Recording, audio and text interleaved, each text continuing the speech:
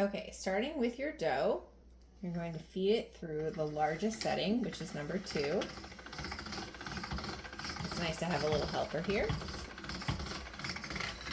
Okay, and once it's through number 2, you're going to move it to a smaller one, which is number 3.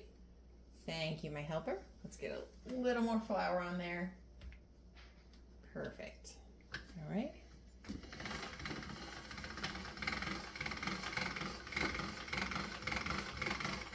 And again, we're going to make it just a little smaller. So number 4. Okay, if you could hold that end, my helper, that'd be great.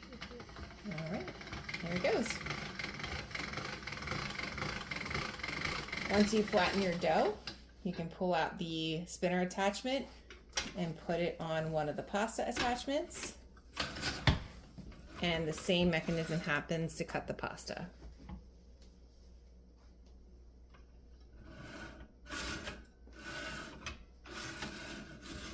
There it goes.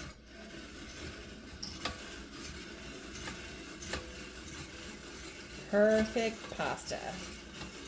Very easy. This is our first time.